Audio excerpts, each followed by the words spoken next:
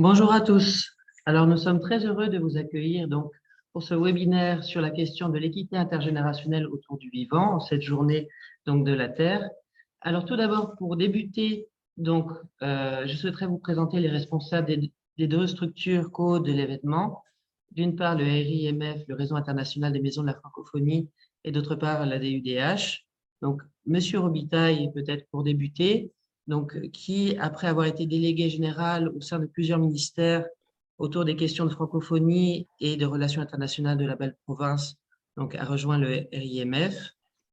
Et donc, Madame Lepage, euh, qui donc, a rejoint la DUDH après avoir notamment été ministre de l'Environnement de 95 à 97 en France, candidate à l'élection présidentielle en 2002 et d'autre part députée européenne. Je vous laisse la parole à tous les deux. Merci, puisque c'est à moi que revient l'honneur et la responsabilité de commencer. D'abord, un immense merci au Réseau international des maisons de la francophonie, à Sébastien Jean et à notre ami Asmic d'avoir accepté d'animer cette réunion. C'est une grande joie pour moi, au nom de l'Association des Amis de la Déclaration universelle des droits de l'humanité, de co-organiser cette journée, le jour du vivant, puisque nous sommes le 22 avril, et de faire en sorte que ce soit les jeunes qui s'emparent du texte de la déclaration. Cette déclaration, qui a maintenant 6 ans, qui est soutenue par de très nombreuses villes, y compris le réseau le plus important de villes du monde, 250 000 villes derrière, par des barreaux d'avocats, par 80 ONG, par des universités, par des entreprises. C'est un texte qui est avant tout fait pour les jeunes. Pourquoi? Parce que c'est un texte qui repose sur un principe simple, c'est celui de l'équité entre les générations. Et l'équité entre les générations dans l'usage et la préservation des biens, et l'équité entre les générations dans cette idée que la pérennité du vivant est indispensable. Et les 4 principes qui servent de fondement à la déclaration comptent ces 2 principes-là parmi les 4, c'est-à-dire équité intergénérationnelle, pérennité du vivant, plus responsabilité et dignité de l'humanité. Donc, c'est absolument essentiel pour nous que les jeunes acceptent de s'emparer de ce texte, d'en faire leur chose, de le pousser pour qu'un jour, je l'espère, ce texte puisse être reconnu comme un texte de base fondateur du droit international, tout simplement parce que nous sommes à un moment de grand changement de droit, que ce que l'on appelle le droit souple, c'est-à-dire celui des déclarations et non plus des grandes conventions internationales, devient de plus en plus important, et que l'intérêt de la Déclaration universelle des droits de l'humanité, c'est d'être un texte qui est porté par la société civile. Et au sein de cette société civile, il est fondamental que les jeunes y jouent un rôle majeur parce que c'est pour eux que nous nous battons, c'est pour leur assurer un avenir viable et durable sur cette planète avec un vivant qui est respecté parce que nous sommes tous membres du vivant. Donc, ce sont ces droits collectifs que nous avons tous et qui appellent des devoirs collectifs. On est au-delà des droits et devoirs individuels, qui sont toujours bien sûr indispensables. On est dans la gestion de ce qui fait notre maison commune, de nos biens communs. Et il est essentiel, bien sûr, que les jeunes soient en première ligne dans cette défense. Voilà ce que je voulais dire pour commencer. Et merci de votre attention. Bonjour, je suis Michel Robitaille, coprésident du Réseau international des maisons de la francophonie et président du conseil d'administration du Centre de la francophonie des Amériques. Je tiens à remercier toutes les personnes qui ont travaillé à la préparation de ce webinaire et vous dire que le RIMF est très heureux de se joindre à Mme Corinne Lepage et à toutes celles et ceux qui font partie de son équipe de la Déclaration universelle des droits de l'humanité. Également, je tiens à féliciter, remercier tous les jeunes personnalités, les 8 jeunes personnalités engagées dans la protection de l'environnement et la promotion du développement durable qui ont accepté notre invitation. Ils viennent d'Arménie, de France, de Hong Kong, du Maroc, du Québec et du Togo. Ils sont supportés financièrement, une petite indemnité par les Offices jeunesse internationaux du Québec, ainsi que l'OFQJ France et la Fondation Logique. Ceux-ci seront présentés dans un instant par les deux modérateurs, Sébastien Jean, qui est donc le directeur d'Africa 21 en France, et Asmik Berseguian, qui est président du Parlement européen des jeunes pour l'eau. Le Réseau international des maisons de la francophonie est un organisme de droit français qui réunit une quarantaine de membres d'organismes provenant de 24 pays. Notre mission est de mobiliser la société civile afin de promouvoir une francophonie plurielle et inclusive par la valorisation de la langue française dans toute sa diversité, ainsi que les valeurs de la francophonie, au premier chef les droits de la personne, la solidarité, la démocratie et le développement durable. Vous savez que si vous partagez ces valeurs, vous pouvez devenir membre, votre organisme peut devenir membre du Centre de la francophonie des Amériques et également du réseau international des maisons des francophonies. Je tiens à remercier d'ailleurs le Centre de la francophonie des Amériques qui assure le soutien logistique de cette présentation et plus particulièrement Rémi Guillemette qui est avec nous pour s'assurer que tout se déroule dans les meilleures conditions. Le Centre de la francophonie des Amériques a été créé en 2008 pour favoriser un rapprochement des communautés francophones, et elles sont nombreuses dans les Amériques. On parle de 33 millions de francophones et de francophiles répartis au Canada, aux États-Unis, en Amérique latine et dans la zone Caraïbe. Donc, je vous rappelle qu'il y aura une période de questions au terme des échanges des panélistes et que vous pouvez dès maintenant, dès que vous le souhaiterez, nous faire part de vos questions en cliquant sur l'onglet qui est soit chat ou partage ou discussion au bas de votre écran, inscrire votre question. Il me fera plaisir de la relayer auprès des panélistes. Alors, bon webinaire et je cède la parole à Asmik, je pense qu'il va présenter les panélistes. Bonjour à tout le monde et bienvenue à tout le monde qui nous ont rejoints. Merci Madame Lepage et Monsieur Robitaille pour la présentation, pour vos mots d'introduction. Et donc, qui sont nos panélistes aujourd'hui? Donc, nous avons le plaisir d'accueillir chez nous Imane Amidedine, jeune activiste de la société civile marocaine, docteur en sciences des matériaux et énergies renouvelables, chargé du pôle environnement chez AFCD Fondation et aussi chargé de mission chez l'Atlas pour le développement. Ensuite, nous avons Kodjo Ossa de Togo, qui est spécialiste en environnement et développement durable, coordinateur régional pour l'Afrique de l'Ouest du réseau Initiative de la jeunesse africaine sur le changement climatique, ainsi que Kodjo gère également l'Organisation des jeunes engagés pour le développement durable au JEDD international. Nous avons aussi avec nous Louis Petitclerc qui vient du Québec. Lui est spécialiste en marketing digital et en affaires internationales et aussi il est le cofondateur de Blue Oceans. Nous avons aussi Laura Naudet-Déon qui habite à Auxerre en Bourgogne en France. Laura a 34 ans, mère de 3 enfants. Laura est une ancienne chargée de projet au sein d'une pépinière forestière et aujourd'hui elle travaille dans l'étude de conception en bâtiment. Andran Brazo vient du Québec. Elle est analyste politique en mobilité durable et décarbonisation des transports chez Équiterre. Et finalement, nous avons aussi Stéphanie René-Lao, qui est comédienne et écrivaine multilingue basée à Hong Kong. Et nos panélistes, pendant la discussion, vont bien sûr présenter encore plus en détail leurs actions pour le climat et pour l'environnement. Donc maintenant, je laisse la parole à Sébastien pour commencer la discussion. Merci beaucoup, Asmik.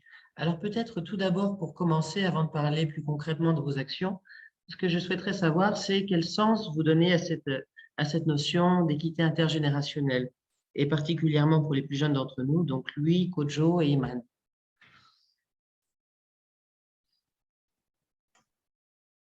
Je peux y aller en premier, si vous voulez bien. Je t'en prie. Ben, le sens, en fait, le sens, je le vois un peu dans mon travail de tous les jours. En fait, l'équité intergénérationnelle, c'est le partage de connaissances, premièrement, je pense, entre les générations, donc les plus jeunes et les plus vieux. En tant qu'entrepreneur, on le voit beaucoup, entrepreneurs qui commencent dans le métier, qui viennent de sortir de l'université, c'est d'aller chercher justement ces connaissances-là chez des générations précédentes pour trouver solutions aux problèmes dans mon cas, problèmes environnementaux qu'on essaie de résoudre à l'intérieur de mon entreprise. Donc, c'est ce que ça représente pour moi. D'accord. Kojo, Iman, si vous voulez réagir dessus. Oui, bien sûr. Oui, oui. Est-ce que vous m'entendez là? J'ai comme l'impression que j'ai un problème de connexion, mais je ne sais pas. Vous arrivez à On vous entend m'entendre bien. là? On t'entend bien, oui. Parfait. Voilà, c'est un plaisir pour moi de prendre part aujourd'hui à ce webinaire et de voir toute cette énergie-là, les quatre coins du monde, de la planète, se connecter. Grâce au digital aujourd'hui, on peut se parler, on peut ne pas polluer davantage la planète en faisant des voyages par avion. Pour aborder un peu dans le sens de la question qui a été posée, c'est quoi ça représente pour nous, l'équité intergénérationnelle? Moi, je dirais d'abord que c'est un concept. Tout d'abord, c'est un concept qui est peut-être sorti dans les années 92, notamment avec la conférence de Rio, la toute première conférence d'ailleurs de la Terre. Et justement, c'est à ce moment-là que voilà, il a été sorti en fait la question de la responsabilité des générations présentes à pouvoir laisser une planète plus ou moins saine aux générations qui viennent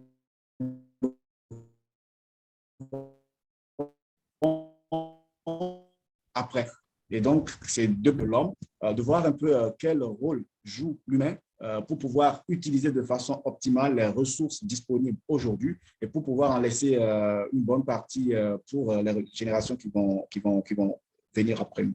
Donc, pour moi, c'est un peu ça, en fait, le concept. Donc, c'est juste un concept, mais ça revient à tout un chacun de se poser la question sur son rôle en tant qu'humain en matière d'impact sur la planète, de bilan carbone, d'empreinte carbone, etc.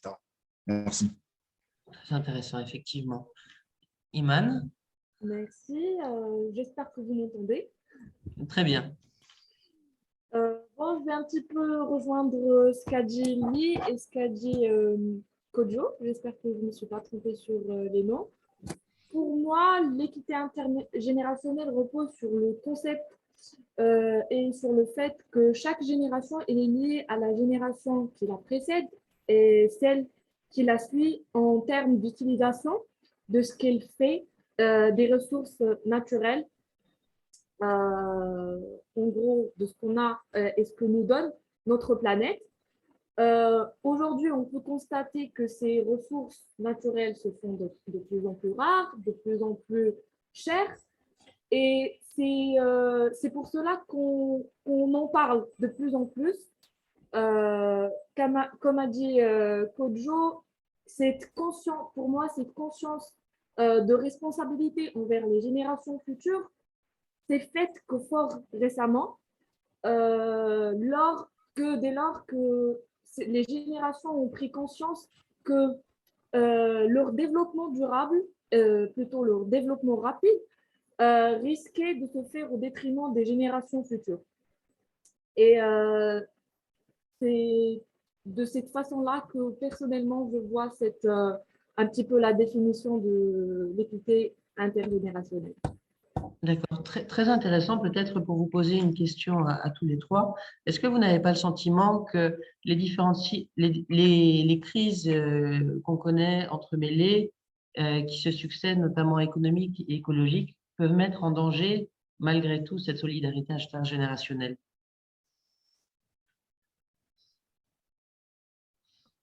Vous reprenez un peu la question, s'il vous plaît, surtout au début.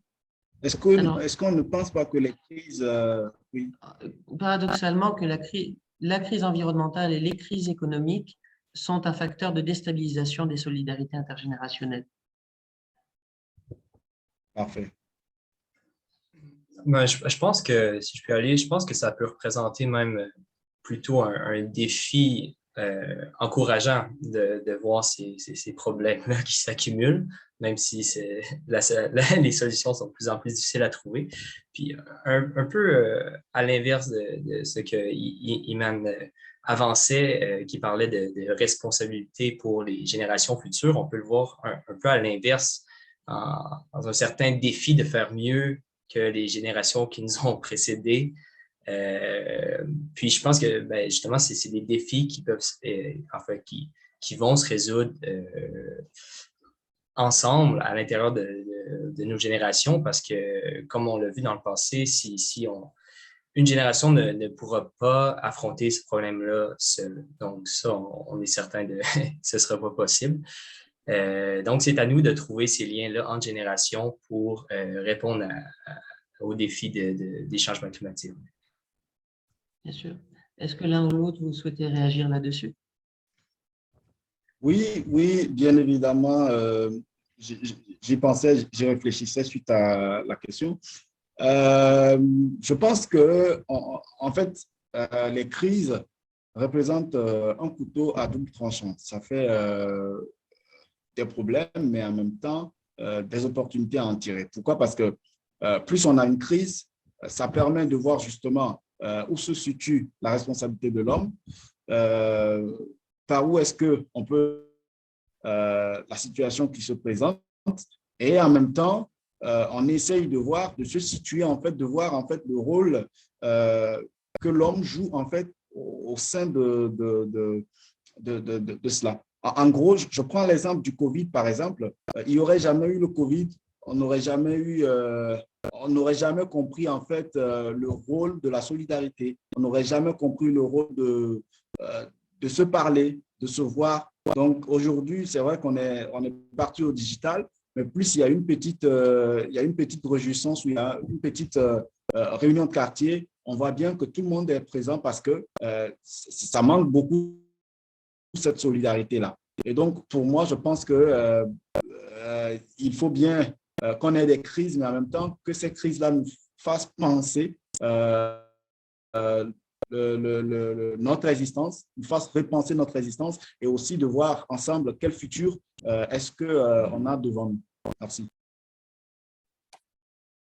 Personnellement, je vois que les crises sont un petit peu le facteur de la conscience un petit peu qu'on prend de jour en jour. Parce que s'il n'y avait pas les crises, je pense que on n'en serait pas à débattre sur le sujet de l'équité intergénérationnelle. Il n'y a pas de crise, il n'y a pas de problème.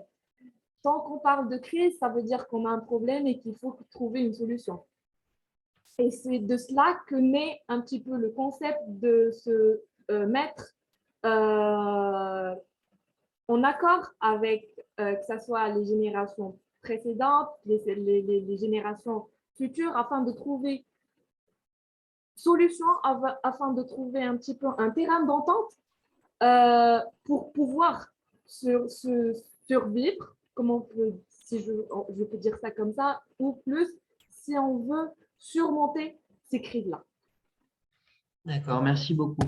Alors, ce que je comprends donc de vos différentes interventions, donc, c'est qu'effectivement, cette notion de solidarité intergénérationnelle, et non seulement cette notion, mais la mise en œuvre de cette notion apparaît comme une nécessité pour faire face aux crises éventuellement économiques et surtout écologiques.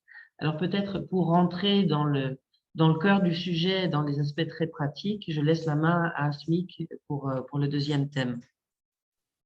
Merci beaucoup, Sébastien. Donc, vous savez, cette année, le 29 juillet est le jour du dépassement de la Terre.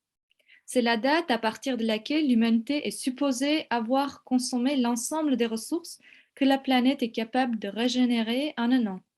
Donc, notre modèle actuel de consommation et de production non durable est à l'origine de crises planétaires, sanitaires et d'équité.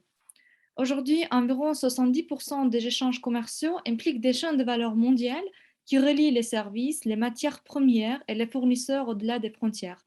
Le temps presse pour que ces filières de production contribuent à la décarbonation et la préservation de l'environnement. Donc, ici, nous avons double aspect de la transformation, à la fois sociétale, mais également en tant que mise en œuvre de choix, notamment en matière énergétique, satisfaisant à la fois le présent et le futur. Donc, ma question à nos panélistes est: quelles sont vos priorités en termes de transformation vu les défis que nous avons devant nous et où nous vivons? En fait, nous vivons avec ces défis. Et je donne la parole premièrement à Andréan Brazo. Merci. Ben, pour ma part, je vais parler d'un point de vue québécois et canadien. Donc, au Québec et au Canada, le bilan climatique est extrêmement gênant, extrêmement frustrant pour la jeunesse. Donc, d'une part, de la part de nos gouvernements, je pense qu'il faut vraiment exiger plus d'ambition. Il faut la demander. Donc, je vais commencer par cet élément-là. Pour faire sa juste part à l'échelle mondiale dans la crise climatique, la cible du Canada en termes d'émissions de réduction des gaz à effet de serre devrait être beaucoup plus élevée. Donc, en ce moment, on vise moins 40 à 45 d'ici 2030. Moi, j'estime que, en fait, des analyses scientifiques estiment là, que réellement, étant donné le rôle du Canada dans la crise climatique à l'échelle mondiale, ce serait plutôt 65 Donc, juste là, les cibles qu'on se donne en elles-mêmes ne sont pas suffisantes pour répondre aux transformations qui sont requises par la crise climatique. Et en fait, au Canada, on a les émissions de GES les plus élevées par habitant au monde. Là. Donc, comme je disais, c'est un bilan qui est extrêmement gênant. Et à mon sens, l'équité intergénérationnelle, c'est aussi l'équité internationale, c'est aussi l'équité dans les communautés et entre les communautés parce qu'il y a beaucoup d'inégalités, même au Québec. Et ça, justement, là, ça m'amène vraiment là, à mon propos principal. À mon sens, les solutions sont toutes celles qui nous permettent de repenser nos valeurs profondes. Et je pense qu'au fond, ça doit vraiment passer par nos gouvernements. Donc, ça ne sera pas tout seul. Parce qu'en ce moment, on a un confort qui est probablement fort exagéré, il est vraiment ancré profondément, puis on accorde beaucoup trop de prestige aux biens qui sont matériels. Il faut vraiment dévaloriser la surconsommation, puis au-delà d'un certain niveau de vie, ça n'apporte pas de bonheur de continuer à accumuler des biens. Puis en fait, on a eu notre tour et je pense que dans une perspective d'équité à l'échelle mondiale, là, ça ne peut certainement pas continuer comme ça. Donc, en fait, chez Équiterre, l'organisme pour lequel je travaille, on milite pour des politiques qui vont favoriser les meilleurs choix individuels, des politiques qui font que c'est facile, que c'est logique, que c'est abordable de faire le choix le plus durable. Donc, que ce soit par l'écofiscalité, la réglementation, les investissements dans les bonnes infrastructures. Et donc, vraiment, pour ça, il faut de la cohérence, il faut de la vision, il faut une jeunesse mobilisée pour pousser les politiciens et politiciennes à adopter les meilleurs choix. Et j'ajouterais aussi là, qu'il faut de la, sur le point de la cohérence, là, on a un gouvernement qui nous dit d'un côté qu'il veut électrifier les véhicules personnels et de l'autre, il fait majoritairement ou on laisse majoritairement là, la promotion des gros VUS et des gros pick-up à essence partout dans les médias. Là. Donc, en fait, on nourrit un imaginaire, un narratif qui n'est pas durable puis qui est comme pas compatible avec les objectifs qu'on se donne. On crée de la dissonance. Et ce qui nous amène, en fait, au Canada à avoir un des plus gros problèmes au monde, qui est que nos véhicules, justement, nos véhicules sont de plus en plus gros et de plus en plus lourds. Ils consomment de plus en plus, malgré le fait que l'efficacité énergétique s'améliore. Là. Donc, on voit qu'on n'est vraiment pas sur une trajectoire qui peut durer. Et donc, c'est tout ça pour dire qu'à l'échelle de la planète, en ce moment, on a un budget carbone qui est limité. Et c'est vraiment là, dans une perspective de justice climatique, le Québec, on n'a pas le choix de se remettre en question sur la façon dont on vit là. Puis bref, je vais peut-être juste faire le parallèle avec ce qui s'est déjà passé dans plusieurs pays par rapport au tabac. Donc, il y a quelques décennies, là, c'était 50% de la population qui fumait beaucoup à tous les jours. Et puis, grâce à plusieurs politiques de réglementation, en interdisant la publicité, par exemple, en arrêtant de promouvoir les cigarettes avec des gens qui font du sport et des choses comme ça, bien, on a réussi à réduire drastiquement le nombre de personnes qui fumaient parce qu'on a constaté qu'on avait un problème de santé publique. Donc là, un peu la même chose avec la crise climatique. On a un problème qui touche à plusieurs secteurs, qui accroît les inégalités, qui a beaucoup de coûts pour la société, mais on ne vient pas répondre de la même façon. En fait, on garde le statu quo. Donc, moi, je pense qu'il y a vraiment des éléments dont on peut s'inspirer là, quand on pense à d'autres crises de santé publique auxquelles on a fait face dans le passé. Puis bref, il y a plusieurs façons qu'on peut faire ça. Donc, on peut, dans le fond, il faut outiller les gens à faire les meilleurs choix possibles, par exemple, en mettant des étiquettes qui indiquent l'impact environnemental d'un produit, comme on parle de la valeur nutritive sur les aliments, par exemple, donc de s'assurer que les gens puissent faire des choix éclairés. Encore une fois, ça tombe dans la cour du gouvernement. Puis au Québec, là, je pense qu'il est aussi temps de rendre cool le fait de se déplacer à vélo, en transport en commun, en autopartage, le fait d'habiter dans un grand bloc et non pas sur un énorme et vaste terrain qui s'étend sur nos milieux humides et nos terres agricoles. Donc, il y a vraiment beaucoup de choses à repenser. Je vais m'arrêter ici pour le moment. En fait, pour terminer, là, je vais juste dire que je pense qu'on doit vraiment tendre vers l'éco-bonheur, un concept que j'ai appris récemment. Donc, retrouver le bonheur dans la lenteur, dans les moments simples, dans les communautés. Moins consommer au Québec, ça peut aussi vouloir dire de moins travailler, donc de passer plus de temps en famille, entre amis, à la maison en général. Donc, ce n'est pas nécessairement de le voir comme une privation. En Amérique du Nord, on n'a pas le choix de se tourner vers ce genre de réflexion-là. C'est une posture qui est fort privilégiée, là, j'en conviens, mais ce n'est plus soutenable. L'équité intergénérationnelle, pour moi, elle est là, dans cette transformation profonde de nos valeurs pour permettre plus d'équité à l'échelle de la planète. Merci beaucoup, Andréa. Il y a tant de points que je suis plus que d'accord. Et voilà, c'est très intéressant votre concept et aussi le concept d'éco-bonheur que je pense que plusieurs parmi nous pensent et voilà, nous rejoignons avec toute notre âme à cela. Donc, pour regarder notre aspect de transformation, je vais laisser la parole à Laura. Laura, quelles sont vos priorités en termes de transformation? De mon point de vue, j'ai envie de parler de forêt et de bois parce que c'est une énergie renouvelable, c'est notre seule énergie renouvelable et naturelle.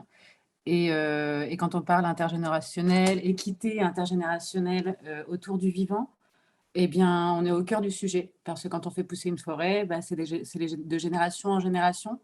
Voilà, je connais bien tout le monde de la pépinière, enfin, grâce à mon conjoint, mais voilà, on connaît bien tout ce qui est monde des plants forestiers, ensuite du reboisement, etc.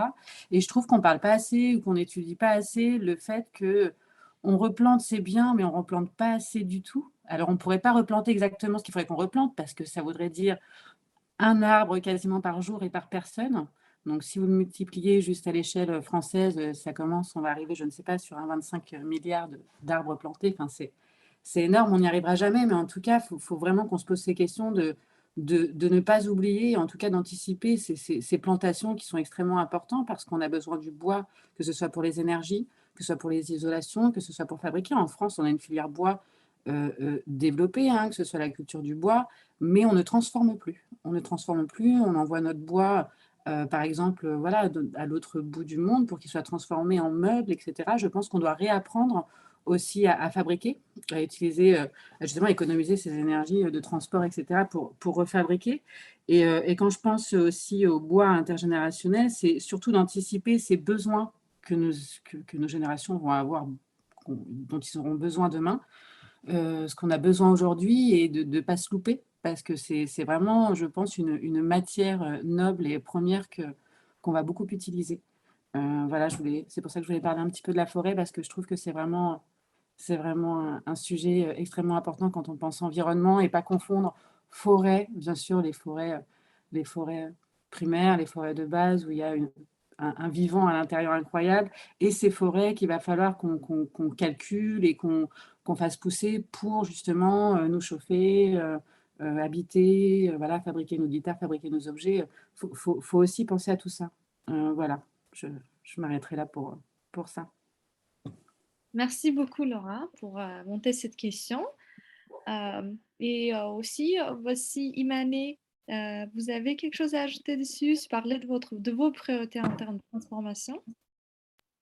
Oui, absolument.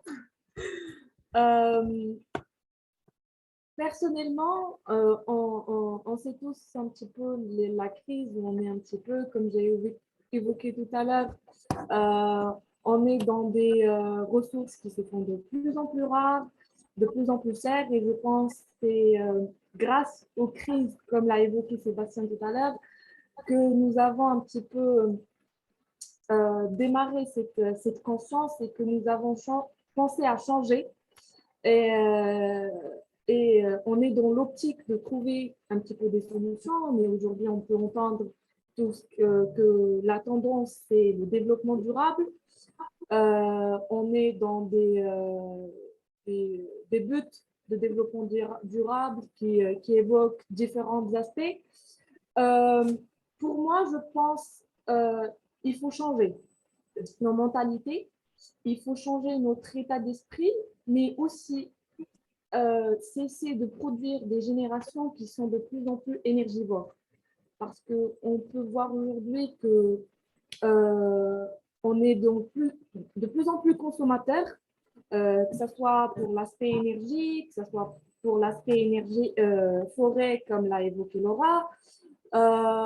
Donc, il faut transmettre cette conscience qu'on a aujourd'hui aux générations qui vont suivre. Le deuxième point que je pense et que je vois aussi prioritaire pour cette équité, il faut réduire le gap entre les générations. Aujourd'hui, on peut voir qu'il se creuse de plus en plus. Les jeunes sont de plus en plus sur leur smartphone. Il y a plus de dialogue, il y a plus cet échange entre les générations.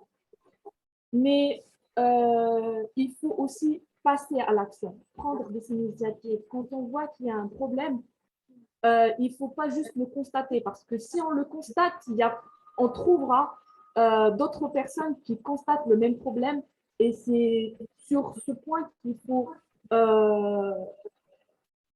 essayer de trouver des solutions, ou plutôt commencer des initiatives.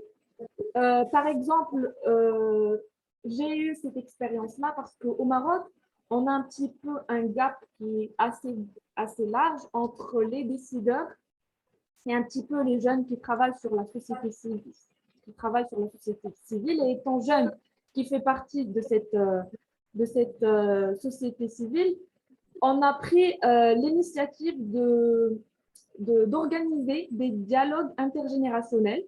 On a mis sur une seule et même table des jeunes de la société civile et des décideurs, que ce soit des ex-ministres, des ambassadeurs, des ex-chefs du gouvernement.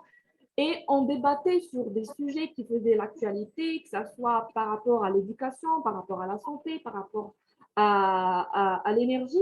Et on essayait de voir un petit peu les différents points de vue qu'il y a les différentes parties. Certes, ce sont des points de vue différents, mais qui finissent par diverger sur des points communs. Et surtout, des initiatives comme ça permettent, même si ça ne permet pas de trouver des solutions, mais juste le fait d'échanger et de voir les différents points de vue et les différents aspects et se mettre dans la peau de l'autre, parce que sur cette expérience-là, on a pu voir que le décideur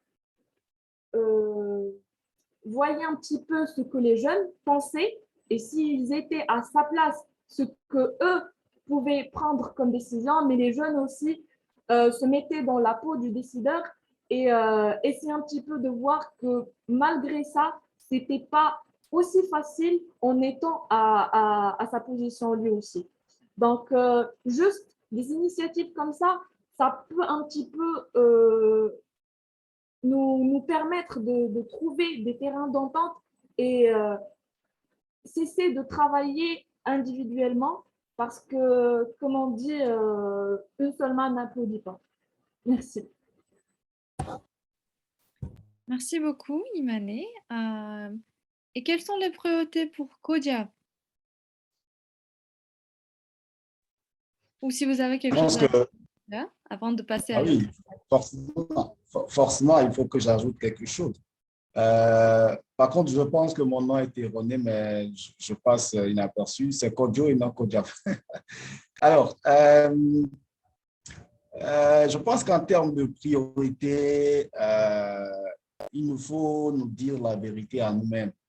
C'est qu'à un moment donné, il aurait fallu que les aînés, moi je les appelle les aînés parce qu'on n'est jamais trop vieux, on est un petit peu avancé en âge, mais dans un contexte donné, on peut se sentir jeune, comme dans un autre contexte, on peut se sentir voilà, très loin de la jeunesse. Mais je les appelle des aînés parce que c'est des gens qui ont assez d'expérience, des gens qui ont vécu des choses plus ou moins bonnes comme nous, mais qui aujourd'hui ont pu survivre et sont à un certain niveau donné. Et donc, on a besoin d'apprendre d'eux. Et j'ai un adage de ma grand-mère qui dit on tisse la nouvelle ancienne. On tisse la nouvelle corde au bout de l'ancienne. Donc,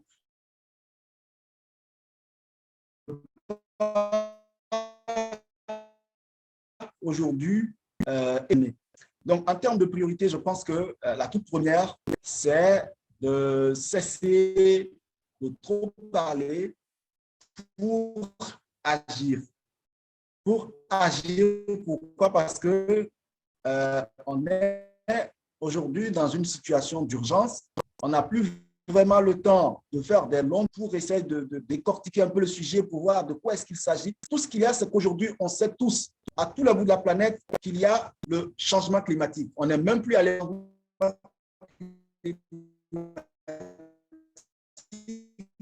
mais on est à l'époque de la crise climatique parce qu'on a dépassé de donner le GIEC. Le dernier rapport qui est sorti le 4 avril dernier met l'accent clairement dessus. On est en situation d'urgence. Les impacts sur la vie des gens, c'est énormissime. Et donc, il n'y a plus vraiment le temps d'attendre, il n'y a plus vraiment le temps de blablater, mais justement de passer à l'acte. Je pense qu'on a besoin de tout le monde, on a besoin de tout le monde pour agir. On a des dirigeants qui peinent à prendre des mesures, qui prennent à prendre des solutions adaptées aux besoins des populations. Et je pense que les citoyens ont plus de force pour faire ce travail, ont plus de force pour faire du lobbying, ont plus de force pour pousser les lignes. Et la petite Greta Thunberg, elle l'a démontré. Elle l'a démontré par le nombre de fois qu'elle s'est retrouvée dans la rue, qu'elle s'est retrouvée. Mais aujourd'hui, on a comme l'impression que son combat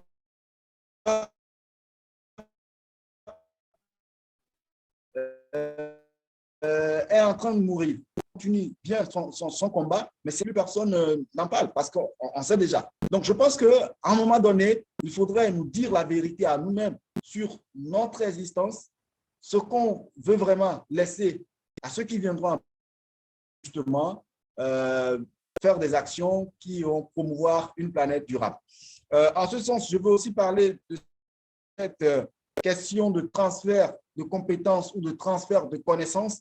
Il y a besoin aujourd'hui que les aînés se rendent disponibles pour accompagner les jeunes, pour participer à la construction de cette nouvelle jeunesse parce que on l'aurait beau dire, mais on n'a pas des jeunes superstars, on n'a pas des jeunes super avisés sur tous les enjeux. On a toujours besoin des connaissances antérieures, des connaissances, des choses qui se sont passées avant pour pouvoir être sur la bonne voie. Donc, moi, j'aimerais bien, Madame Corinne Lepage ici, Monsieur Michel Robitaille ici, de se rendre assez disponibles. Je sais qu'ils sont super occupés, mais de se rendre disponibles pour accompagner les jeunes.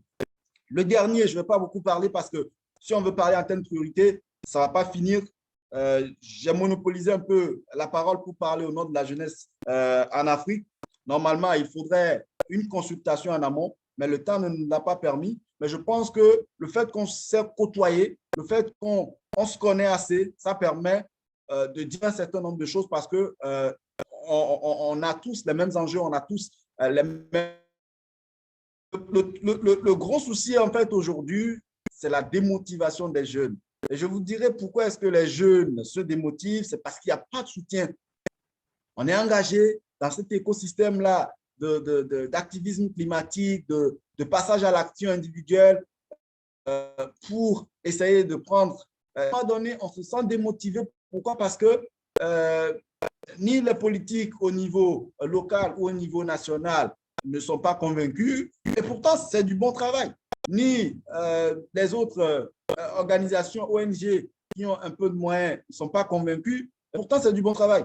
Donc, je pense aujourd'hui qu'il faut démocratiser les soutiens qui existent en matière d'environnement. Je pense qu'il faut démocratiser les finances. Il ne faut pas concentrer les finances au niveau des grosses structures qui n'ont plus rien à prouver sur le terrain. Je suis désolé, mais il y a des grosses ONG aujourd'hui qui ont le même modèle, qui n'essaient pas d'innover, qui ont plus grand impact à prouver aujourd'hui. Pourquoi? Parce que on a déjà vu ça. Merci, Merci. Kodjo. Vraiment, Je pense que merci. Oui, on a les limites de temps et merci beaucoup pour préciser les priorités de votre part. Et on va encore continuer à discuter dessus. Donc, je laisse la parole à Sébastien pour passer à la suivante thématique. Merci. Oui, absolument. Alors, pour rebondir sur ce qu'Iman disait, effectivement, une main seule ne peut applaudir, sauf peut-être dans un célèbre proverbe japonais, mais c'est autre chose. Alors, peut-être pour répondre à cette question du gap et de l'urgence, j'aimerais un peu mieux comprendre quelles sont vos actions concrètes sur le terrain en tant que jeunes impliqués, en particulier Stéphanie et Laura. Je peux parler un peu, si vous voulez. Donc, à mon avis, le programme scolaire devrait plus intégrer l'écologie au programme. Je pense que les étudiants pourraient faire du bénévolat, par exemple, et apprendre de manière concrète à protéger l'environnement. On pourrait, par exemple, organiser du mentorat entre les générations.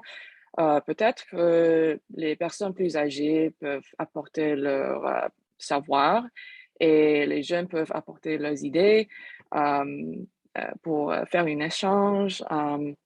Par exemple, dans mon lycée, un prof a mis en place un jardin communautaire sur le toit.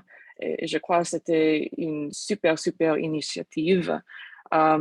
Et personnellement, en tant qu'artiste, je voudrais pouvoir parler de ce thème sur scène. J'aimerais par exemple animer des ateliers de théâtre sur des thématiques écologiques. En fait, j'ai enseigné aux étudiants jeunes comment concevoir des histoires pour la scène et l'improvisation. On pourrait faire des jeux de rôle pour trouver de nouvelles solutions et improviser, exprimer avec des scénarios différents. Il y a aussi une pièce qui s'appelle Lungs par Duncan Macmillan qui parle de l'impact de la natalité sur l'environnement et j'aime beaucoup cette pièce. J'aimerais la partager avec le public et j'espère pouvoir faire réfléchir le public avec le théâtre. Et voilà. Excellent. Laura, est-ce que vous souhaitez ajouter un mot?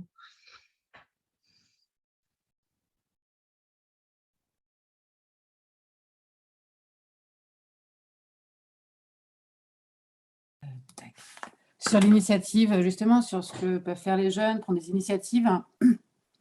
Mais moi, je pense aujourd'hui que la jeunesse, notre jeunesse, elle doit prendre place, elle doit avancer, elle doit prendre place parce que c'est maintenant. Moi, je pense que justement, nos aînés, etc., doivent nous accompagner. Mais aujourd'hui, toutes les initiatives sont bonnes, que ce soit les professeurs dans les écoles, rééduquer à l'écologie, que ce soit de travailler dans un grand groupe, pouvoir revenir tout le temps avec des idées novatrices sur le développement durable, repenser différemment. Je pense que notre jeunesse à nous, c'est vraiment le pivot de la transformation. Et si nous, notre génération pivot, elle ne prend pas sa place, elle n'avance pas, et justement avec ce dynamisme, on pourrait vraiment transformer, en fait, on n'a pas vraiment le choix. Il faut qu'on le fasse justement pour atteindre cette équité intergénérationnelle autour du vivant. C'est à nous, c'est à notre jeunesse de prendre toutes les initiatives, peu importe notre statut, peu importe où on se trouve, à notre petite échelle. Je parlerai de moi après, mais en tout cas, voilà, nos aînés nous accompagnent. Nous, on doit vraiment prendre ça à corps.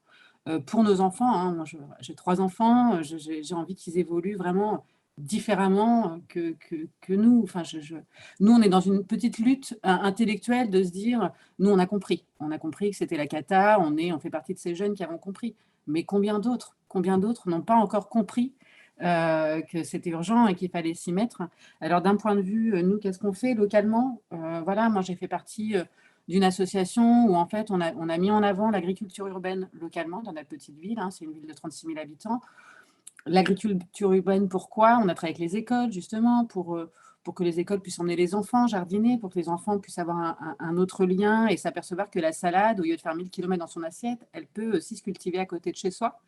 Donc, on a beaucoup avancé sur ces petits sujets qui amènent peut-être après les collectivités à repenser aussi leurs approvisionnements locaux en faisant comment on appelle ça, des légumeries, etc. Donc, voilà, moi, c'est une des actions concrètes. On était vraiment sur l'agriculture urbaine, la transmission, le partage, s'ouvrir l'esprit sur l'autonomie alimentaire. Voilà, après, donc ça, c'est des actions concrètes que nous, on fait ici. Là, on aimerait beaucoup créer une bibliothèque d'objets parce qu'on s'aperçoit que la consommation, c'est vraiment le bas blesse. Hein, c'est vraiment l'un des gros enjeux. Donc, on aimerait beaucoup mutualiser les objets parce qu'il y en a beaucoup de choses qu'on ne se sert pas, qui sont dans nos placards. Les mutualiser, ce serait quand même plus efficient. Voilà, on fait des petites actions comme ça en local. Mais les jeunes, ce qui est difficile en local, en fait, et je rejoins Coach Jo, il le disait il y a 5 minutes, ce qui est difficile, c'est que les politiques locales, si elles ne laissent pas faire cette jeunesse, si on ne laisse pas toutes ces initiatives émerger et avancer tranquillement, en fait, on démotive la jeunesse. Aujourd'hui, on aimerait voir beaucoup plus de jeunes voilà, comment on appelle ça, pardon, s'impliquer davantage. Et voilà, je pense que vraiment les inciter peut-être à éteindre la télé et à se rendre compte qu'on est vraiment cette génération pivot. J'ai un bel exemple intergénérationnel. On a une pépite dans le coin, c'est la Grange de Beauvais. En fait, c'est une association avec que des retraités qui ont chacun un savoir-faire incroyable. Et ce lieu, moi, il me fait vraiment penser à un laboratoire des transitions. Et voilà, vous avez un potager, vous avez des plantes médicinales, un jardin spécialisé dans les plantes médicinales, un conservatoire des vignes, des ruches, comment isoler, etc. Enfin, c'est vraiment...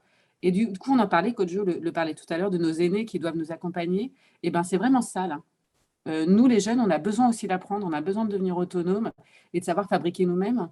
Et ces écolieux qui se font, donc nous, il y en a dans le coin, mais j'imagine qu'il y en a d'autres aussi ailleurs, ces écolieux, vraiment, ils doivent être mis en avant parce que c'est grâce à nos anciens qui ont compris, aujourd'hui, sont prêts à nous transmettre. Il y a des lieux comme ça où il faut vraiment aller apprendre, mais malheureusement, je trouve que ce n'est pas encore assez développé. Voilà, je ne sais pas si j'ai réussi à tout dire ou si j'ai été claire, mais...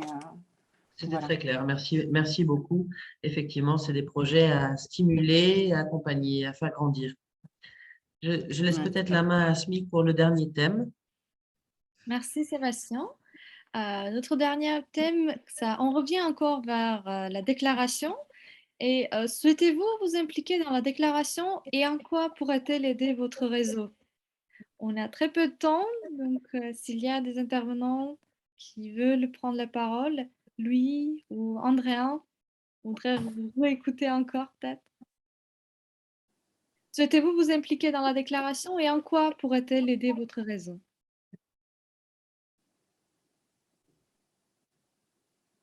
Veux-tu y aller, Andrea? Ou je ne sais pas si ton image est figée. Sinon. Je vais y aller. Je glisserai un mot après toi. Vous permettez? Oui, OK. Je vais y aller. Oui, certainement. C'est toujours ce qu'on veut faire, hein, s'impliquer dans la déclaration.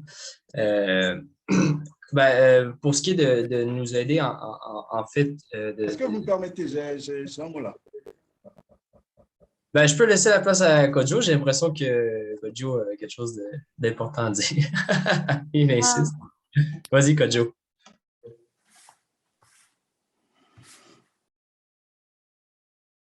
Non, mais excusez-moi, je pense que j'ai ma écoute en décalé. Alors, j'ai juste une question avant de m'engager dans la déclaration. c'est quoi la déclaration? Et en gros, qu'est-ce que ça va permettre de faire? Est-ce que c'est juste une déclaration ou ça va permettre d'améliorer concrètement des conditions de vie des populations? Moi, je suis actuellement au village. C'est la raison d'ailleurs pour laquelle vous n'avez pas ma bonne version de connexion. Est-ce que ça va aider mes communautés ici à améliorer leurs conditions de vie parce qu'ils souffrent des changements climatiques? Je n'ai pas de solution pour eux. Donc, concrètement, qu'est-ce qu'on va faire dans le cadre de cette déclaration-là?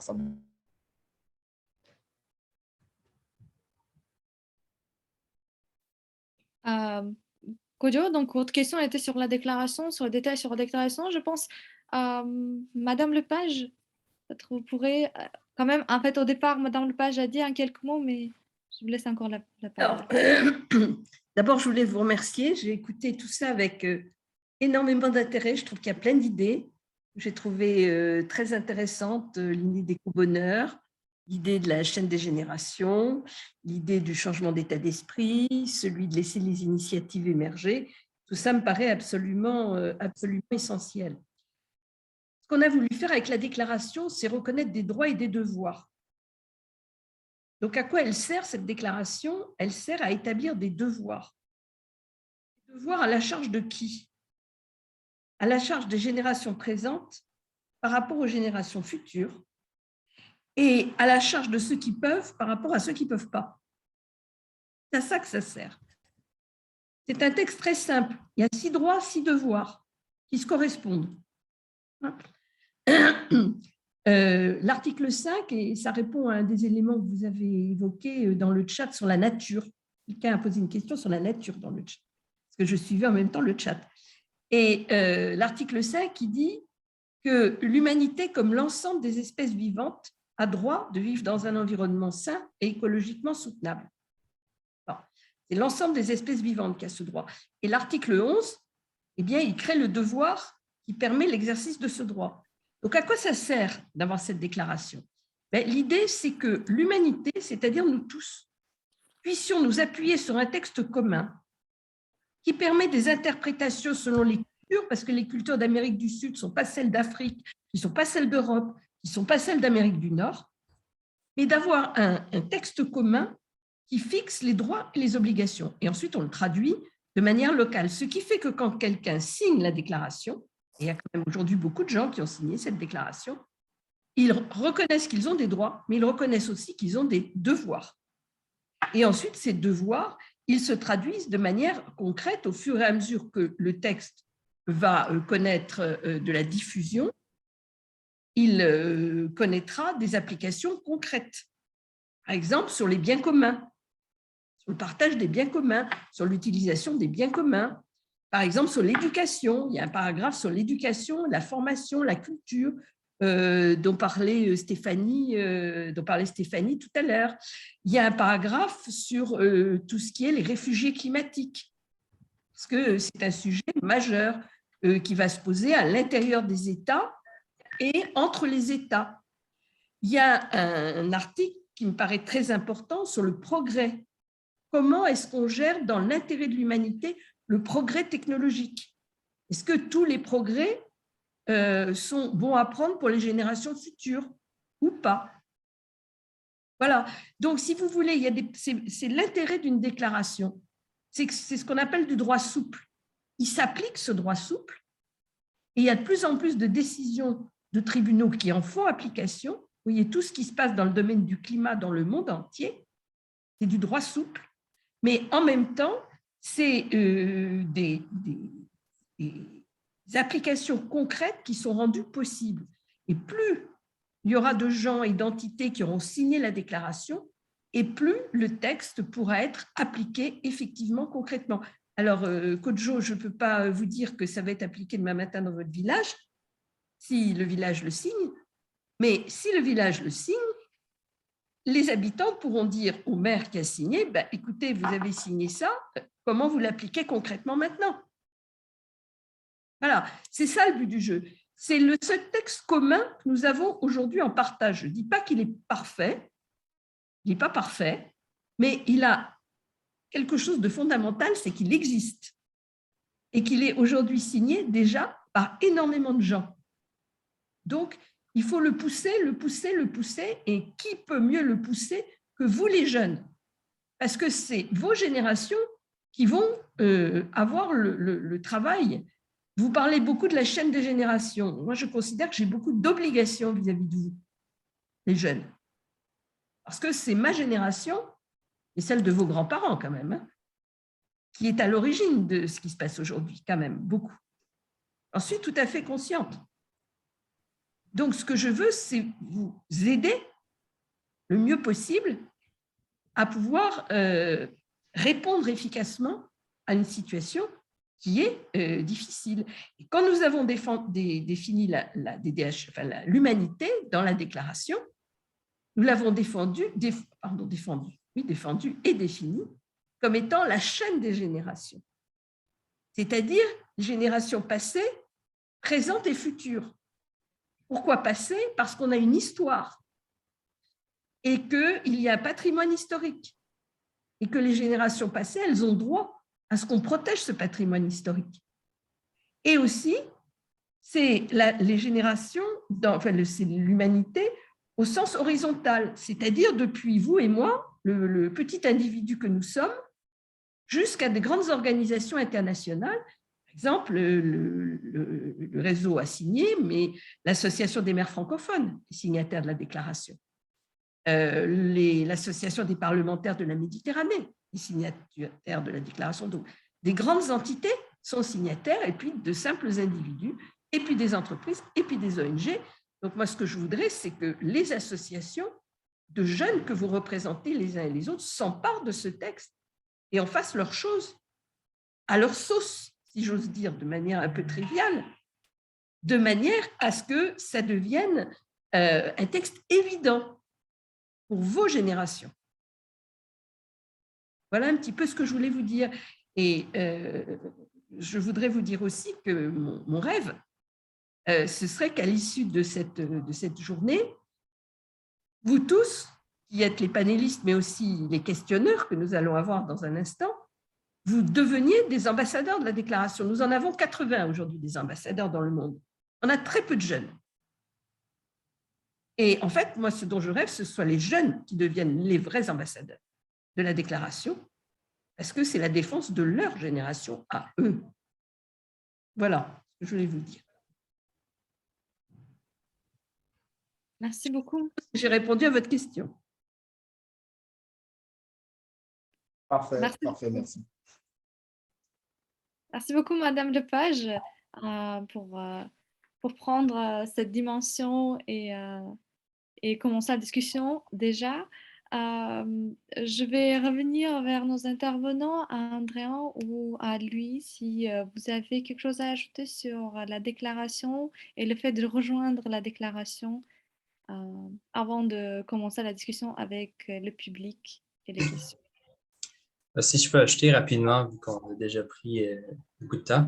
En fait, de mon côté, la déclaration, puis comme Mme Lepage l'expliquait, bon, c'est premièrement des droits et des devoirs. Donc, pour ma part, dans mon entreprise, on s'occupe de la revalorisation des déchets plastiques qui viennent des milieux marins, des océans.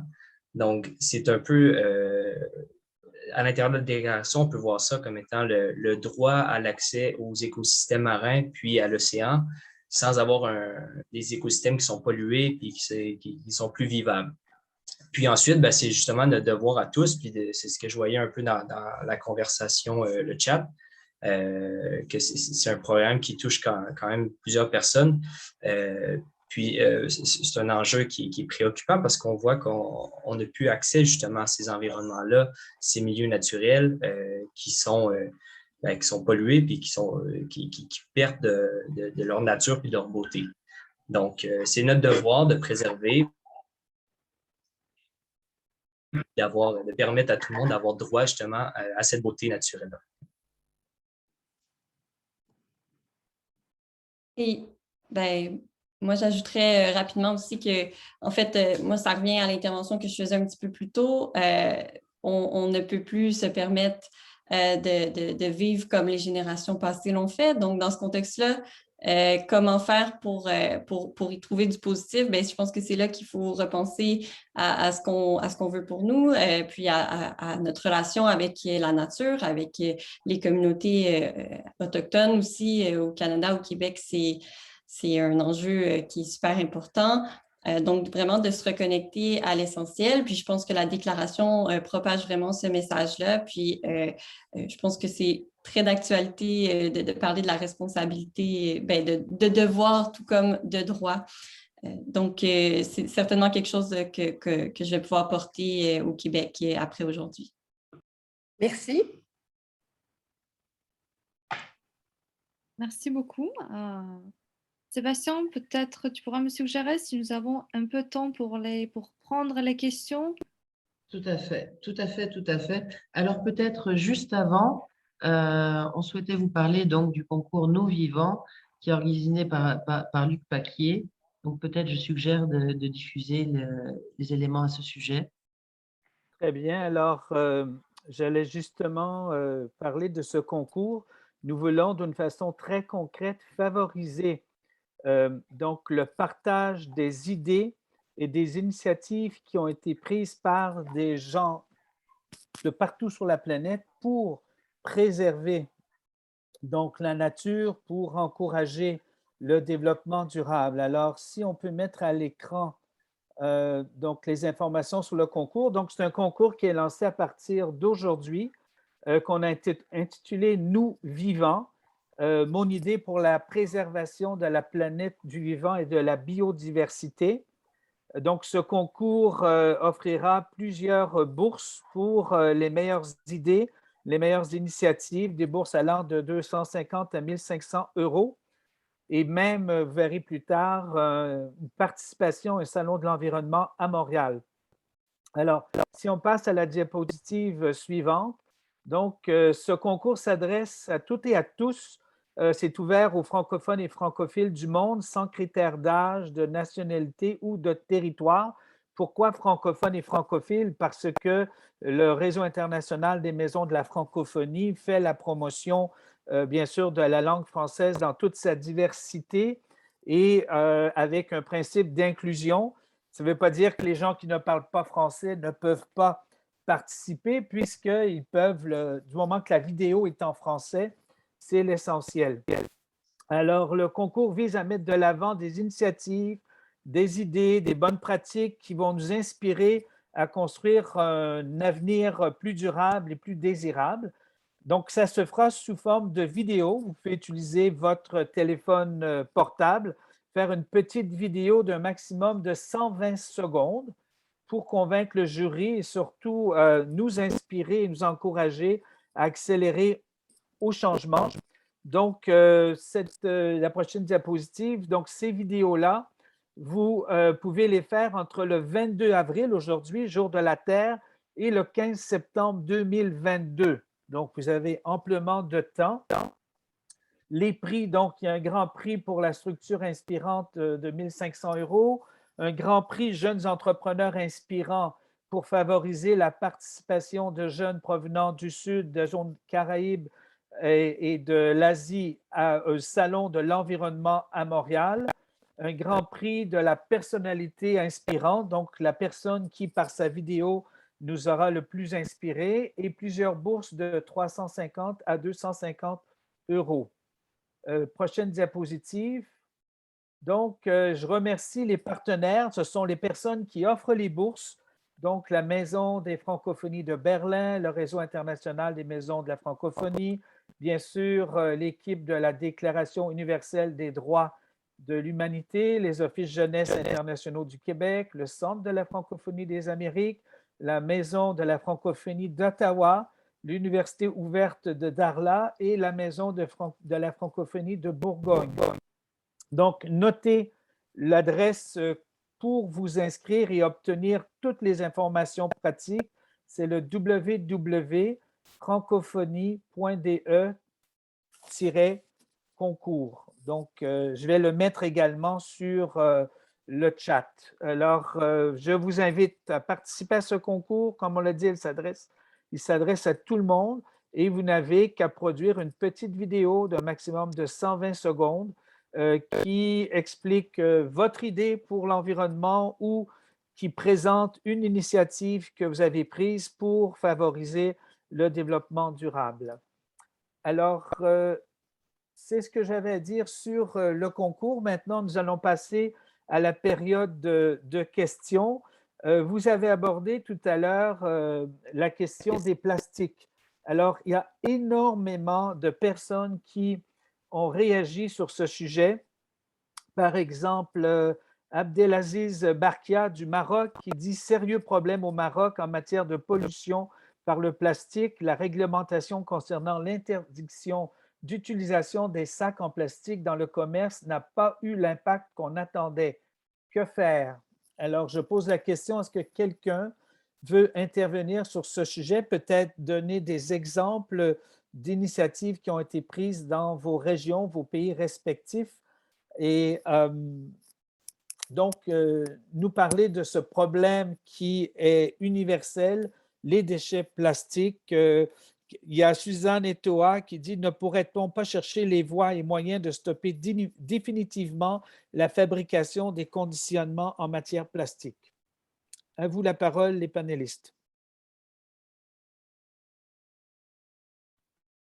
Qui veut intervenir sur ce sujet?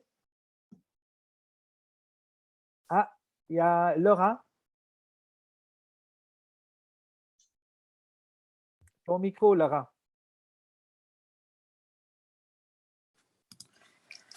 Oui, on pourra avoir un avis sur effectivement les déchets plastiques. Moi, je pense qu'aujourd'hui, les grands responsables, au-delà que ce soit nous-mêmes, parce qu'on sait très bien qu'on trie, en tout cas, alors, pour avoir voyagé un peu au Burkina Faso, il y a des problèmes de déchets absolument partout et pas sur pas sur les mêmes difficultés ou les mêmes solutions à trouver.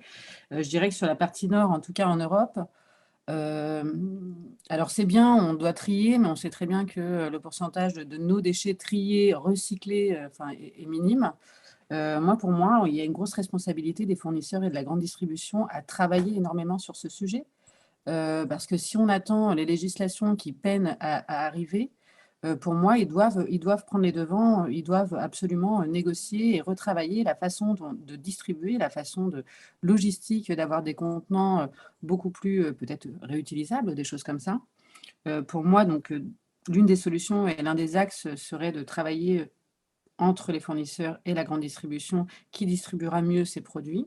Moi, je pense qu'il y a un lien là-dessus. Et les emballages en plastique, alors il y a une évolution sur l'emballage en bois. On fait pousser du bouleau pour pouvoir justement améliorer l'emballage et transformer cet emballage plastique en emballage bois. Mais maintenant, on ne peut pas non plus transformer tous les emballages plastiques en bois.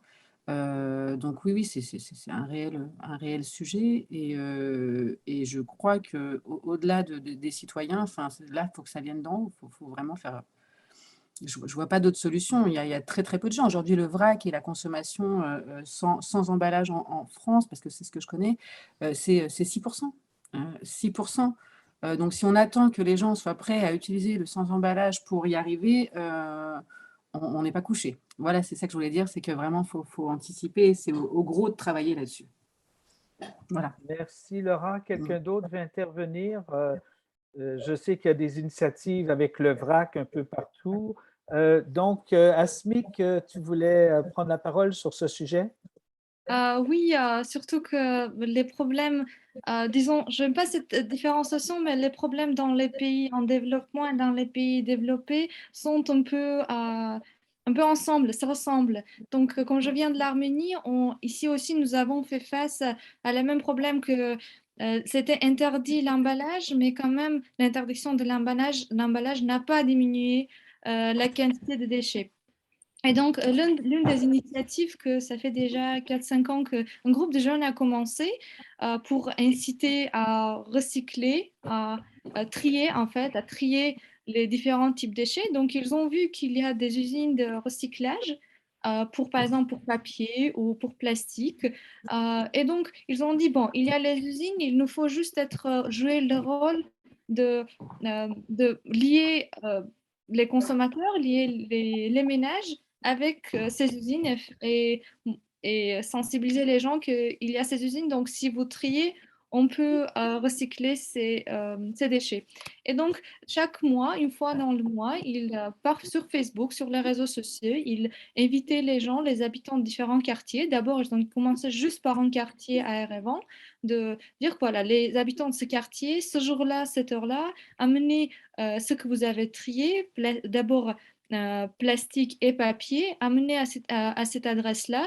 Et donc, ensuite, ces gens-là prenaient une voiture et amener vers les usines de recyclage. Donc, ils ont commencé par un quartier, ensuite, c'était au niveau de la ville, dans différents quartiers, et à la fin, maintenant, au bout de 3-4 ans, ils ont arrivé à la solution que la municipalité d'Erevan coopère avec eux et ils ont investi à mettre des, euh, comment on dit ça, des bannes euh, des Des marques? non des euh, bin for recycling. Les condiments? Des poubelles de recyclage. Des Exact. conteneurs de Ah, ok, recyclage. oui, oui, des poubelles de Merci recyclage. Sébastien. Il y a des mots que mon Conteneurs. français et mon anglais se mélangent. Donc, à la fin, ils ont pu travailler avec la mairie et la mairie a mis des poubelles de recyclage dans différentes parties de la ville. Et donc, maintenant, c'est entré dans la politique, dans la vie de tous les jours et beaucoup de monde trie leurs déchets parce qu'ils savent qu'à la fin, ça va être recyclé. Merci beaucoup, Asmik. Quelqu'un d'autre sur ce thème où Si on je peux parle? ajouter Oui, à Asmik, en fait, ça revient un peu ce que Aspic expliquait au concept d'économie circulaire. Je pense qu'il est de plus en plus présent dans nos sociétés, puis qui permet en fait à tous et chacun, donc aux plus grandes entreprises, mais aussi aux collectivités locales, de recycler en boucle les déchets plastiques parce qu'on sait que bon, le problème est là pour perdurer parce que les déchets plastiques vont continuer à arriver. Puis, ça va être très difficile au niveau, je pense, des gouvernements ou des politiques, comme la personne le disait dans le chat, que même avec des politiques qui sont mises en place, c'est difficile de stopper justement l'afflux de déchets plastiques. Donc, si au moins on est capable, dans une économie, de reprendre ces déchets-là puis de retrouver une valorisation nouvelle à ces déchets-là, ben, on est peut-être dans une bonne direction. merci. Peut-être une dernière intervention sur ce thème, Andréane? Oui, ben pour ma part, j'ajouterais que avant même de les revaloriser, évidemment, c'est très important. C'est aussi dans la conception au départ, puis dans le fait de tenir les entreprises responsables de leurs déchets aussi, qu'on peut agir, à mon avis, avec un peu de poids. Merci. Alors, Iman, tu as demandé la parole. Alors, une dernière intervention. Oui, Je vais vas-y. être bref. C'est que je vais juste résumer un petit peu ce qu'a dit Amsik et par son expérience, c'est qu'il faut juste changer nos habitudes. Si on commence à changer ce que, si on peut dire, nos ancêtres nous ont, les habitudes qu'ils nous ont laissées, ben, comme ça, nos enfants et nos petits-enfants, ils vont voir la manière dont on se comporte et feront ainsi. Et si on ne peut pas dire feront mieux. Mais le problème, c'est qu'il faut prendre des initiatives et commencer à changer dès maintenant. Merci beaucoup. Alors, je note qu'il y a énormément de questions qui proviennent de l'Afrique subsaharienne. Plusieurs, donc, d'ailleurs, saluent les interventions de notre ami Kodjo. Et il y a une question de Madiodio Ndiawe qui dit « L'équité intergénérationnelle en Afrique francophone passe d'abord par la prise de conscience de la jeunesse face à l'urgence climatique. Stimuler l'entrepreneuriat dans le numérique et la promotion des emplois verts peuvent être une solution pour y parvenir. » Alors, l'entrepreneuriat, donc pour les emplois verts, est-ce que vous avez des exemples à nous donner? Est-ce que c'est une voie à suivre d'après vous? Alors, qui veut intervenir sur cette question?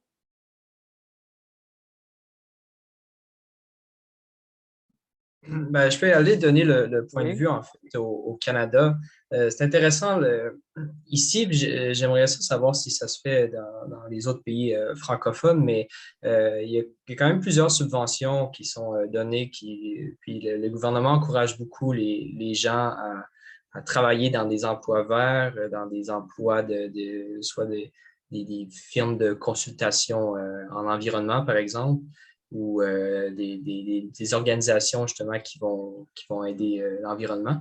Donc, je pense qu'au niveau gouvernemental, c'est sûr qu'il y a des dispositifs qui peuvent mettre en place justement pour encourager les gens à se tourner vers des emplois reliés à l'environnement. Ça part d'en haut. Merci. D'autres interventions sur ce thème? S'il n'y en a pas d'autres, on peut passer à une autre question, toujours de l'Afrique subsaharienne. Alors, c'est quelqu'un qui s'appelle Jolie Akizimana du Burundi, qui est président d'une association, l'UDCEH, qui plante des arbres, qui collectionne les plastiques qui sont laissés dans la nature et limite la pollution du célèbre lac Tanganyika, qui est donc au Burundi. Il dit: je voudrais proposer la création d'une plateforme de toutes les associations qui interviennent dans la protection de l'environnement. Est-ce que de telles plateformes existent ou est-ce que cette idée peut faire son chemin d'après vous? Alors, qui voudrait intervenir sur ces plateformes et le moyen de réseauter lorsqu'on est engagé pour l'environnement en tant qu'association ou en tant que personne? Peut-être Asmik, tu présides le Parlement européen des jeunes pour l'eau. Alors, peut-être que tu pourrais nous parler de ce réseautage possible ou des voies qui existent pour permettre l'échange de bonnes pratiques. Oui, bien sûr, il y a différents grands réseaux que vous pouvez vous associer. Et il y a aussi des réseaux thématiques donc, sur différentes ressources naturelles. Donc, l'un de notre réseau, c'est le Parlement des jeunes pour l'eau. Et donc, nous avons le Parlement mondial de la jeunesse pour l'eau. Et nous avons aussi disons, des chapitres pour différentes régions, aussi pour différents pays et aussi au niveau des bassins. Donc, pour les actions ou pour être impliqué dans les activités liées à l'eau et aussi monter la question des problèmes liés à l'eau, vous pouvez rejoindre nos parlements. Je vais mettre le lien dans le chat. Aussi, au niveau mondial, pour le climat, il y a le grand réseau de Yungo. Je pense que beaucoup entre nous connaissaient Yungo, qui chaque année organise la conférence des jeunes, Conference of Youth, conférence des jeunes, qui se tient avant le COP de cette année. Donc, l'année passée, c'était à Glasgow, COP 16, et cette année, ça va se tenir en Égypte. Donc, c'est aussi un grand rassemblement des jeunes qui pensent pour le climat et qui veulent agir pour le climat. Et donc, je vous invite aussi de rejoindre Yungo et les activités de COI. Bien sûr, il y a beaucoup d'autres réseaux, mais ce sont ces deux-là que je voudrais accentuer à ce moment. Merci beaucoup, Asmik. D'autres personnes veulent nous parler de réseaux existants? Non? Alors, beaucoup de questions, Madame Lepage, de jeunes qui désirent devenir ambassadeurs. Sur donc le partage, vous avez les coordonnées pour vous inscrire, mais on dit que, ici, c'est Raphaël Viana Blancheton qui dit: si nous souhaitons devenir ambassadeur de la DUDH, qu'est-ce que cela implique et comment le faire? Vous avez répondu, mais il dit: en allant sur le lien, je ne vois que la possibilité de signer. Donc, comment peuvent-ils, une fois qu'ils ont signé… Il faut qu'ils se manifestent sur le site. On va mettre un élément particulier où ils envoient un mail tout simplement sur le site. Ce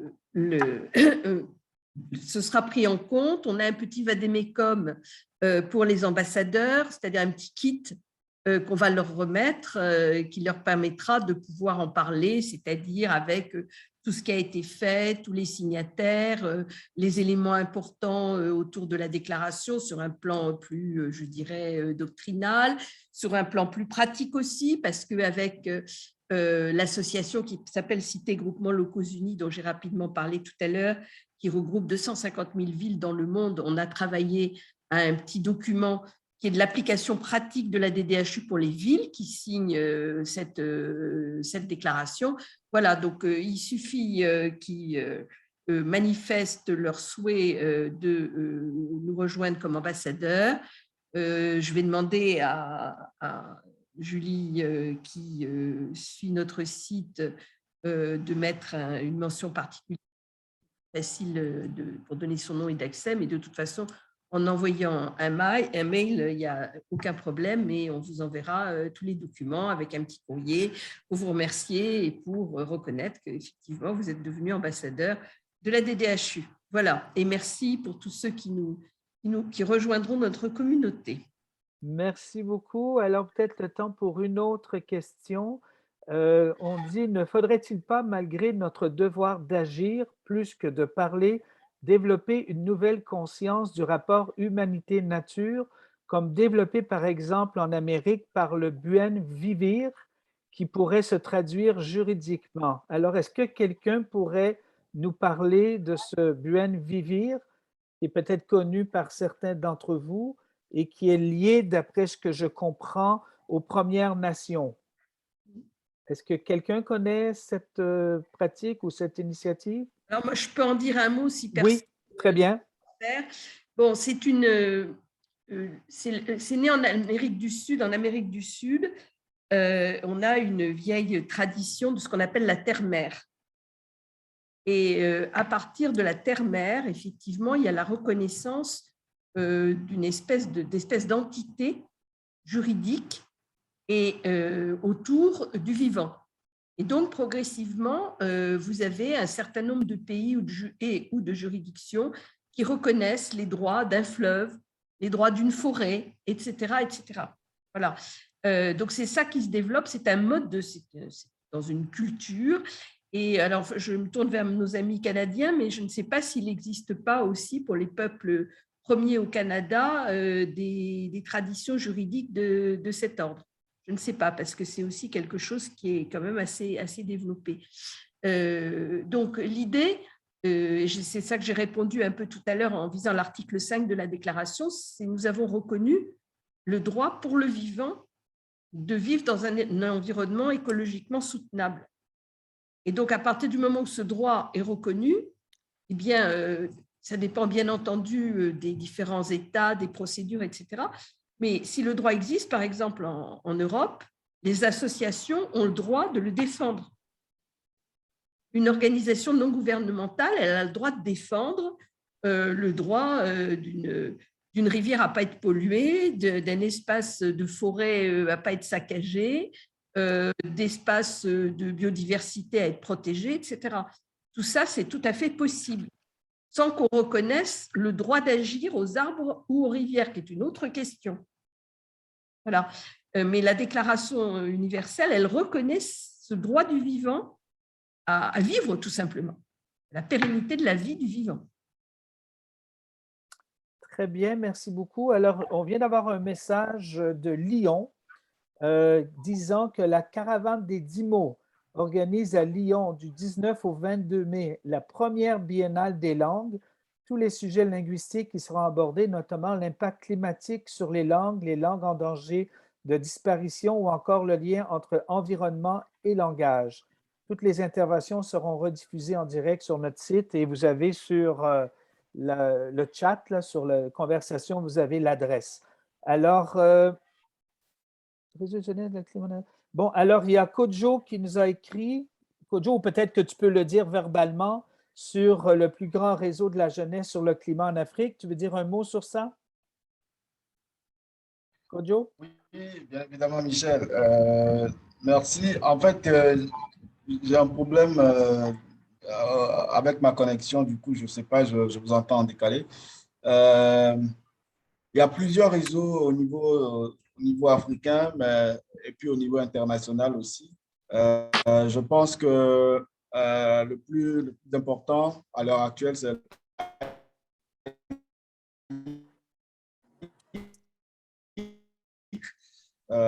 African Youth, la base de données de toutes les associations de jeunes au niveau Oui, africain. Kodjo, on a un Donc, moi, problème de je communication, donne ce réseau-là en effectivement. Afrique de... Ouais. On a un problème de communication, mais donc on a l'adresse là pour l'Afrique de l'Ouest, Vous me recevez ou pas? Difficilement. OK. Mais j'invite les gens à aller sur le chat, là, sur la... En fait, je pense que ce que disait Non, malheureusement, Kodjo, ça, on ne t'entend pas. Alors, il faut vraiment aller sur les textes là qui sont en conversation pour pouvoir prendre l'adresse. Alors, écoutez, c'est déjà la fin. Donc, peut-être très rapidement, les deux modérateurs et Madame Lepage. Et je profite quand même de l'occasion pour remercier toutes celles et ceux qui sont présents aujourd'hui. On était à un moment donné jusqu'à 70 personnes, ce qui est très bien. Nous avions une centaine de réservations. Des personnes venant du Sénégal, du Burkina Faso, du Québec, du Maroc, de l'Algérie, du Cameroun, de France, d'Allemagne, de la Serbie, de la Guinée, d'Hong Kong, d'Haïti, du Burundi, des États-Unis. Donc, vraiment, la planète était au rendez-vous. Et donc, nos deux modérateurs, un petit mot rapidement et le mot de la fin à Corinne Lepage. Et je salue également le coprésident du Réseau international des maisons de la francophonie, Christian Philippe, qui est président de la Maison de la francophonie de Lyon et tous les membres de notre réseau. Donc, la parole aux deux modérateurs rapidement et ensuite Madame Lepage. À tout seigneur, tout honneur, je laisse la parole à Asmi pour débuter peut-être. Ok, merci beaucoup, Sébastien. Donc, à la fin, je voudrais juste ajouter de ma part un des résultats scientifiques juste récents. Selon la revue scientifique et médicale Lancet, 3 jeunes sur 4 sont anxieux pour leur avenir. Et en Australie, en Inde, au Portugal, au Brésil, aux Philippines, environ 80% des jeunes trouvent l'avenir effrayant. Donc, ce sont des données scientifiques qui nous font à penser beaucoup de choses. Et l'une des raisons pour cette perception de l'avenir entre les jeunes, c'est aussi les changements climatiques. Donc, nous avons encore beaucoup de travail à faire dessus. Donc, je laisse la parole à Sébastien. Alors, peut-être pour dire un mot, donc, j'ai non pas été surpris, mais enthousiasmé par la qualité des échanges. Et c'était un véritable plaisir et un honneur donc d'assurer la modération du webinaire. Vraiment. Merci. Et Madame Lepage, pour le mot de la fin. Merci, Michel. Je m'inscris exactement dans ce que Sébastien vient de dire. C'était un honneur pour moi de suivre vos interventions qui étaient de grande qualité, extrêmement variées, enthousiastes. Donc, je pense que c'est le meilleur moyen de lutter contre l'éco-anxiété, c'est de faire, c'est d'être dans l'action. Parce que quand on est dans l'action, on a un but, on se donne et on ne pense pas trop au reste. Voilà. Et donc, je crois que c'est comme ça qu'on va s'en sortir, c'est comme ça que votre génération va s'en sortir. Et vous pouvez compter sur mon appui modeste, celui de mes amis de la DDHU. Je voudrais saluer notre secrétaire général qui est là, Christophe Giovannetti, pour vous aider. Et on compte évidemment beaucoup sur vous pour nous aider aussi à ce que la DDHU puisse être extrêmement diffusée au cours de cette année 2022, qui est une année très importante, puisque je rappelle que c'est Rio plus 30, Stockholm plus 60. Donc, ce serait formidable que 2022, ce soit la grande année de la Déclaration universelle des droits de l'humanité. Voilà, merci à toutes. Merci beaucoup et je vous informe que le webinaire a été enregistré. Donc, toutes les personnes qui ont assisté à ce webinaire recevront le lien pour pouvoir à la fois revisionner et même diffuser auprès de leurs réseaux respectifs ce webinaire et nous en profiterons également pour mettre certains liens qui ont été mentionnés pendant le webinaire. Alors, merci beaucoup. Je vois beaucoup de gens qui disent merci, des gens de la Suisse. Félicitations d'Eliane Ensom, qui est de notre bureau de direction. Mille merci à tous. Sébastien, c'est Sébastien qui vient d'écrire. Et donc, merci à vous, les panélistes qui avez fait honneur à cette jeunesse si dynamique, engagée et qui sont réellement préoccupés, qui veulent être concrets pour la lutte au changement climatique. Bravo! Bravo à tous! Et à la prochaine. Et merci Rémi pour le soutien technique qui a été très apprécié du Centre de la francophonie. Super. Merci. Au revoir tout le monde. Merci Michel. Au revoir à tous.